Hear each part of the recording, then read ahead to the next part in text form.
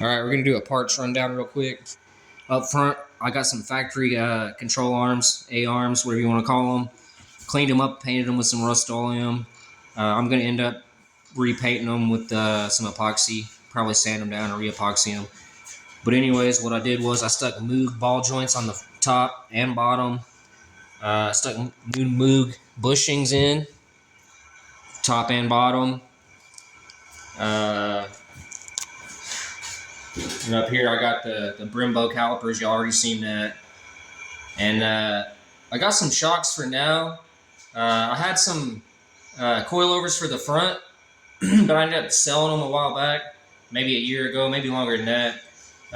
What happened was I traded them for a bucket seat. It was a 67 Sterato bucket seat that reclined, which is kind of rare. They're out there, but they're pretty pricey. So the one bucket seat, I valued it more than the front double adjustable coilovers QA1, which is around $1,000.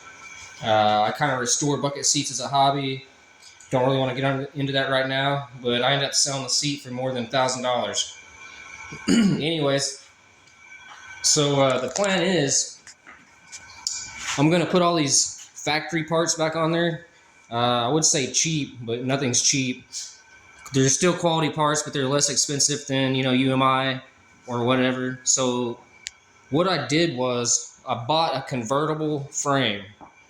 So I'm going to end up taking the car off the body and swapping the convertible frame probably next summer. But this summer I'm going to get it all going with the original frame and all the good parts. So if you can call it like a cheap version, the factory frame is going to be all factory. And then the convertible frame, I'm going to build like a pro touring type. So over here, I got the Camaro 2010 through 2015 rotors for the front. Same thing for the back. I'm going to make a video on how to do the Brembo swap because there's a few things I ran into. I'll go over that in a different video. Moving on, I got the front sway bar. There's a factory one. I just cleaned it up and painted it. There's a new drag link that's from Moog. And then inner and outer tie rod ends, sleeves, Moog, idler arms, Moog. I just heard a lot of good things about it, and I figured I'd build this frame on Moog and maybe do some reviews on it in a couple years or whatever. So I got the factory rear control arms. I used to have the QA1 uppers, double adjustable or whatever. Ended up trading those off for, I think it was a Strato bench seat. Like I said, I'm going to build this frame factory, and then once I get it all going, I'm going to start doing the QA1, UMI, Pro Touring, a double adjustable, blah, blah, blah. So right here, we're looking at a quick performance Ford 9-inch rear end. Man, I'm real happy with them guys. They did real good work over there. Customer service, all that good stuff. So anyways, this is a Ford 9-inch rear end for a 64 through 67 Chevelle because they're 5/8 to a 1/2 inch narrower on each side than the 68. The 68's a little bit wider. So I went with the 35 spline axles with 411 gears. It's a spool. Now the reason I put a spool in there because I'm kind of cheap, kind of a tightwad. Later on, I'll probably get the posi after I get it all rolling. Like I said, I'm building two frames. Still got the double adjustable QA1 coilovers for the back. Factory drive shaft. There's the 35 spline axles. ARP twist-in studs. Rear Brembos. Rear Brembo caliper bracket. This axle, I already had it on. I was doing some test fitting. But you can kind of see the bracket, the rotor, blah, blah, blah. Big old meat right there. Look at that. Anyways,